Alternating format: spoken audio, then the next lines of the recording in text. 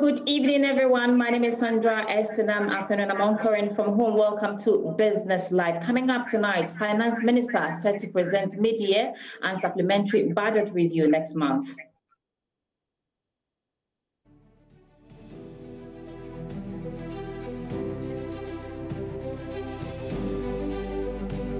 Also coming up, integrated customs management system generates 490 million cedis revenue in first 2 weeks. We'll hear from the GRA.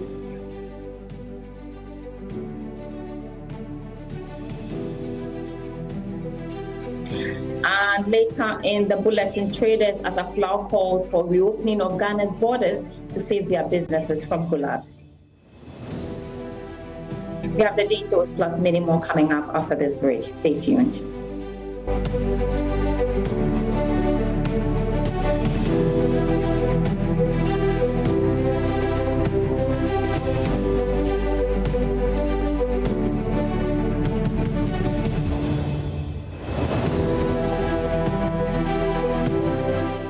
Welcome back. My name is Sandra Estinam, and if you're just joining me, this is Business Live, and I'm anchoring from home. In our first story tonight, Finance Minister Ken Ofori-Atta is expected to present the mid-year budget review and supplementary estimates next month. According to the majority leader, Oseche Mensah, the Finance Minister will use the opportunity to explain how government intends to replenish advances it took from the contingency and stabilization funds due to the coronavirus pandemic. Addressing the press, he added that the Finance Minister will also use the opportunity to explain how government intends to pay back the 10 billion cedis borrowed from the central bank. This meeting would also witness the Finance Minister submitting a mid-year review, and of course, given what is happening, I believe necessarily he will come with supplementary estimates. There are 2 supplementary estimates that the minister will be required to submit. One relates to the budget performance, and if he needs additional funding, he will be required to submit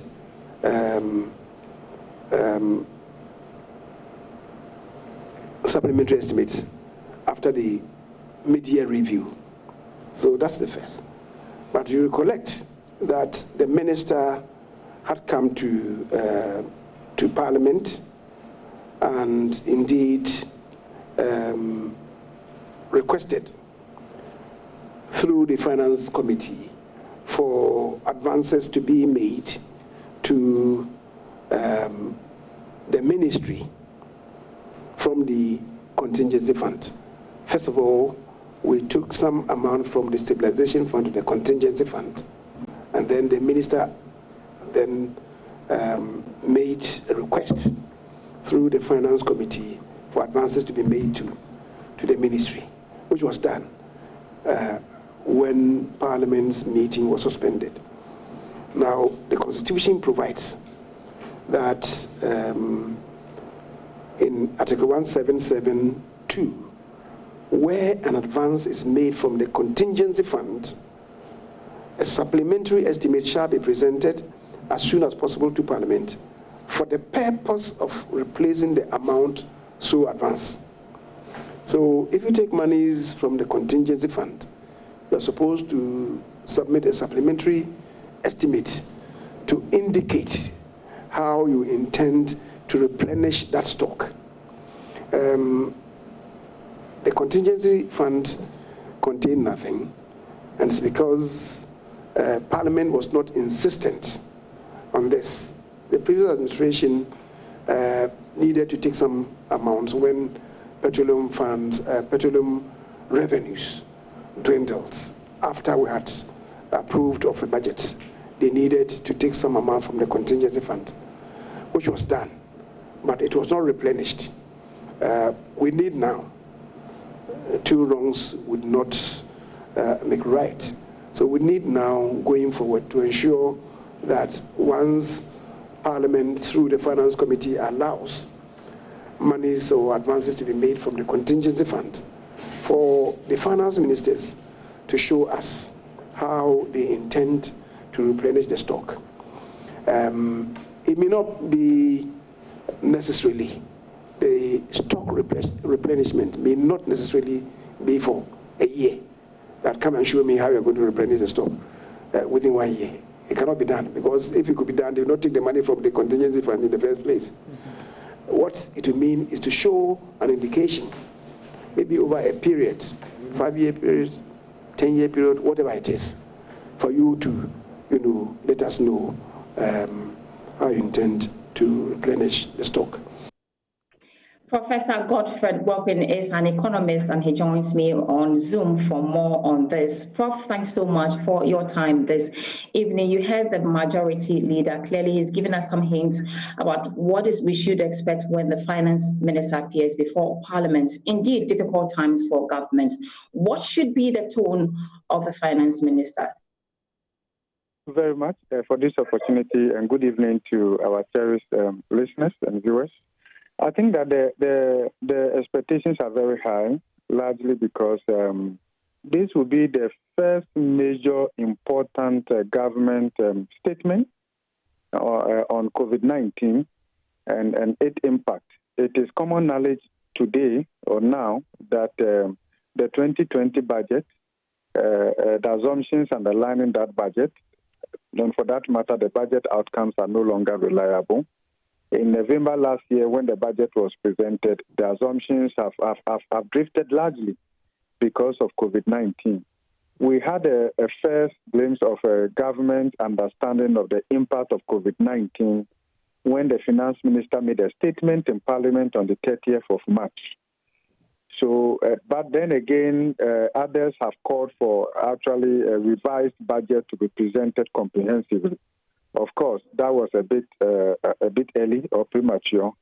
So the media review gives government the opportunity to actually fully recalibrate the macro numbers to reflect the reality and the impact of COVID-19 in terms of the projections that were made in the 2020 budget would have to be revised, and that is expected.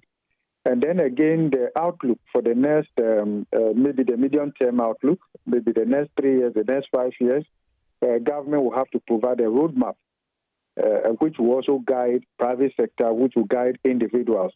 So again, so specifically, when it comes to the GDP numbers, we are told from the statement the finance minister made in Parliament on the 30th of March that our GDP will decelerate sharply from the 6.8% projected in the 2020 budget to about 1.5% in a worst-case scenario, given the partial lockdown of Greater Accra and Greater Kumasi. So I think this is an opportunity for the minister to come clear. And then we also have a fair idea now in terms of the impact of COVID-19 on government revenue envelope in terms of the fiscal losses. But it will not be all losses, because the impact of COVID-19 is not all losses. So given the lockdown, the travel ban, and all of that, government now has an opportunity to tell us the savings that will be made from the lack of travels, lack of conferences, per diems, and all of that. So some savings would have been made, obviously. Then we also get to understand through the media review and the new expenditure patterns that are emerging because of COVID-19, more health-related, and then other expenditure patterns that would have emerged because of COVID-19, the switch to online and all of that. Beyond that, we also get to know a little bit more about the financing mechanism that government has put in place, including the quantitative easing from Bank of Ghana. That would also be very important. Then government will have to be clear more inclusively in terms of the impact of COVID-19 on our deficit position, fiscal deficit position, and then our debt stock. In this case, it will not make much sense to do a dual reporting of looking at the deficit with and without. I think we have to be embracive, and we have to report an inclusive deficit that gives us overall picture of the impact of COVID-19. Then more importantly, it gives the government the opportunity to lay out its recovery plan and what the priority areas are in leading the recovery plan. And here, there's no point in hyping the expectation, because we know that we are not expecting a quick V-shaped recovery, perhaps a little bit of an extended U-shaped recovery. So we are expecting not less than 3 years if we are looking at the recovery and even getting to pre-pandemic level. So that would have to be done. Then the other issue that will have to come to mind is that it calls for re-examination of our strategy, so that we zoom more into the knowledge economy, and because COVID-19 has fast-tracked the arrival of the fourth industrial revolution predicated on network readiness. So the usage of ICT would have to be prominent, and government will have to be clear in terms of policy statement on going forward in scaling up the digital literacy of our youth and all of that. Yeah. Well said. I think you put everything into context for us, but obviously we are not in normal times. We've heard that over and over again, and from your submission as well. We are going to obviously spend more. What will be the greater picture, the impact on our end-of-year fiscal deficits, bearing in mind that the first quarter growth now is gone by some 4.9%, and we are being told that we shouldn't expect much in your submission as well. And so what's the impact on our end-of-year fiscal deficits, bearing in mind all these issues with COVID-19? So what is going to happen is that, and here the issue is not to blame government, because these are exogenous, beyond our control. So we expect that our fiscal deficit would increase from the projected deficit in the 2020 budget. But of course, the statement made in Parliament gives us a fair idea of the elevated fiscal deficit position, because the deficit now has increased from the 18.9 billion in the 2020 budget preliminary to 30.2 billion per the statement the finance minister made. This is expected to increase a bit because of the impact. Even though the lockdown has been lifted, we are not seeing that activities have returned to pre-pandemic level. People are still cautious in approaching in terms of the day-to-day interaction that we see here and there. Then again, it's going to impact our debt stock. That is obvious. But the good news this year is that because the cedi has been relatively stable, the extent to which the depreciation of the cedi adds to our debt stock will be smaller than last year. Because last year, the depreciation of the cedi alone added approximately 15 billion cedis to our debt stock, because the cedi depreciated against the major trading currencies, largely the dollar. Because if you look at the composition of our public debt stock, the external debt, majority of them are denominated in dollars. Then you can talk about pounds, euros, and the rest of them. So that can be a bit minimal. But then, of course, when it comes to the elevated fiscal deficit, then that can go up a bit. And then the financing arrangement from Bank of Ghana. Then remember, government made an important out-of-budget statement about the 94 hospitals. Okay. Right. Yes, and therefore it is expected that a little bit more information will be given on this. But my suggestion, my humble suggestion to government, is that we need to strike a delicate balance between the elevated pressures, health spending pressures, as against other critical sectors of the economy like agriculture, because we are not only in health crisis. Okay, and if you look at the April and May inflation, driven largely by food inflation and a reflection of the global disruption to the global supply chain, because import has gone down, and then the restrictions in terms of the local economy, travel network to move food from the farmlands to where our mouth is, we've seen inflation heading up. So it will be important for government to strike a good balance between agriculture spending along the entire value chain, because we have moved away from just containing the pandemic. Our strategy now is that we have decided to live with the virus. Then in that case, like the president said, boosting our immune system is the way to go. And boosting the immune system does not depend solely on health spending. And therefore, a balanced budgetary allocation to both health and agriculture, because if you are talking about people eating well, contombre, and the things that the president talked about, this is certainly not health. This is agriculture.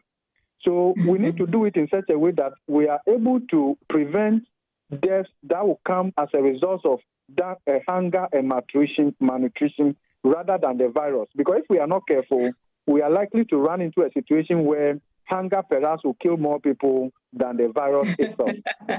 Well said, Professor Godfrid, Prof is an economist. I am particularly waiting to see or to hear from the finance minister how much we saved on those travels and conferences. I'm grateful for your time this evening. Moving on to other stories, the Ghana Revenue Authority, GRA, says the new integrated customs management system deployed at the country's port has so far generated 490 million cedi revenue. This is contrary to claims that the country has lost revenue due to challenges with the new system. Commissioner General of the Ghana Revenue Authority, Reverend Amishada Owusu-Amoah, made the revelation at a press conference in Accra. That's more in the following report. The transition from the old single-window port clearance to the integrated customs management system at the ports has been met with some challenges. Chief amongst them is the inability of freight forwarders and clearing agents to access importer tax identification numbers, resulting in delays. Responding to the criticism that the system is causing revenue loss at the ports, Commissioner General of the Ghana Revenue Authority, Amishada Owusu, revealed that the system has contributed to an increase in revenue in the first 2 weeks of full implementation. As at end of May, the total revenue for customs, if you include the levies on the petroleum sector, comes to 4716. That's 4,700,000,000. Without the petroleum is 4003. Petroleum is 713. So if I add the 713 to the 4003, it gives you 4716 as the total revenue. If we are at 490, if you double 490, you are talking about you are crossing. You don't reach a billion, but you are crossing 900, and so that's why I'm confident that things will continue to improve. Commissioner of Customs, Colonel Kojo Damwa retired, disclosed that the introduction of the new system is to help improve business operations at the country's ports. Engagements to try to see if they could work together or one of them would lead. But you may be aware that between the two service providers, they haven't had very healthy relationships. Some cases, they look at themselves as rivals. In other cases, competitors. In other cases, people complementing the efforts of one another. So that is how come it took some time. There was even an initial engagement to try to see if Kupia, Ghana Link could work with them so that they can come up with. But all those engagements didn't materialize. So the government, being the sole user of these facilities, conscious of where they wanted to get to and the services that they want to provide, so that all service providers, all stakeholders will have satisfaction, real value for money, and therefore do businesses at minimum cost. Then they thought about this one, which had the potential, based on initial visits to Korea, demonstration presentations, the potential was there. So when the existing service providers did not give the indication that they would be able to do what the government wanted, the option was to go in for this one. He added the Customs Division of the GRA will continue to engage stakeholders on the use of the system. In other news tonight, the Ghana Export Promotion Authority, GEPA, has enrolled 20 young adults in a youth in agriculture program aimed at achieving the $25 billion target in the export of some 6 cash crops under the National Export Development Strategy by 2029. Speaking at the LOM, CEO of GEPA, Dr. Aboagye-Wiafe, explained participants will understudy selected nuclear farmers for 6 months, after which they can begin commercial farming. The orientation exercise is a strategic move by the Ghana Export Promotion Authority, GEPA, to shore up export margins in 9 years. Chief Executive Officer of GEPA, Dr. Aboagye-Wiafe, explained participants will be provided land banks and needed support once they complete the training program. The Youth in Export program is being implemented by Ghana Export Promotion Authority in collaboration with the Youth Employment Agency and seeks to attract Ghanaian youth into exports. Today, we are launching the first in the series, which is Youth in Farming and Export of Agricultural Products. We believe this is a timely intervention as the agriculture sector provides the youth with great employment opportunities and a sustainable livelihood while offering them the platform to contribute to the supply base of Ghana's agricultural produce to increase export earnings and ultimately enhance economic growth. Oil business engaged some participants who find the initiative as a lasting solution to their being unemployed. I've been in the house for the past 4 years in search of jobs from one area to the other. But here comes the opportunity from Youth in Expo program. And I think once I've been enrolled on this program, I'm going to learn a lot about pineapple through our orientation and internship with our nuclear farmers. I'm Aboagye-Wiafe, and for me, I proposed the pineapple project because I made a trip with my brother one day to somewhere in Sawam. Yeah, he lives there. We went there and he showed me someone's farm, pineapple farm. I was just so amazed. And even though I have the passion of going into farming, I think that scene just drove up a certain passion in me, and I told myself I want to really do this. We've been there several times on a number of occasions trying to get the land and all that, but we saw this advert and I just applied, and I'm glad that I've gone through, because for me it's a big one for me. It's a good thing. That's how come my mom was able to finance education and all that.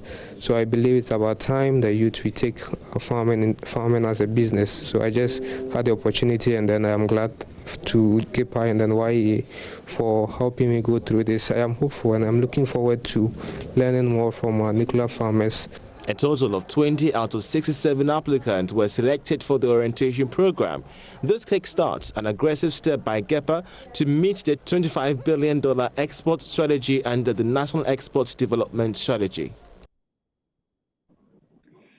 You're still watching Business Live with me, Sandra Sinamakin, and I'm anchoring from home. Let's head to Ghana's eastern border town of Aplau, where residents say they are feeling the impact of the border closure. My colleague Fred Duho has been interacting with some traders who have expressed disappointment at the president's silence in his last State of the Nation address. Closure of the border, you see, caused a lot of problems. We were hoping that the president will make a statement concerning opening of the border, but nothing of that sort. So everybody is not happy. Yeah, we were very disappointed because we are expecting him to open the border for we, the Ketu South, we those who are the Ketu South here.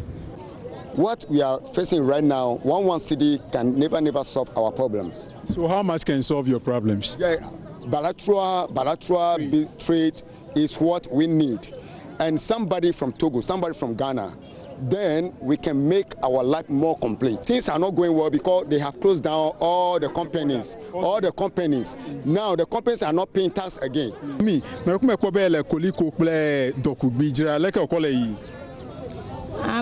managing and I'm at one way in Udova. I'm managing. Do I have food and I mean to? You know, Hamia do when we got doing at the high for Plahazudo. No, me the children, me manara Casamu. I'm a recum in a mere sang. One of the team of Hoyema and Mamma Cacasayato. What Villasin young Buga? Maganya dollar le mia wula. Fiolo. A dowa me mia. Now they lock the border, there's no job for us.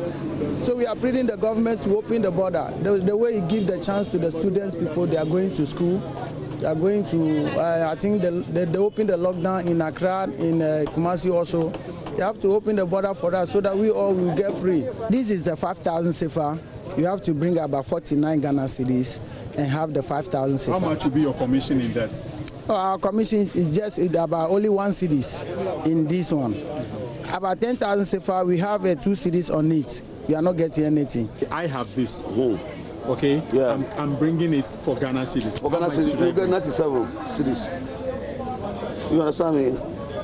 You get 97 cedis. Border closure, is it not affecting this business? It's affecting it. We are not getting nothing. It's affecting it seriously. Right now we are more than lockdown. And that's how we wrap up for the program this evening. You can log on to myjoyonline.com/business for more business news updates. I am back at 7 p.m. on the primetime news with more business news updates. My name is Sandra Estenam. I've been doing this from home. Thanks for watching.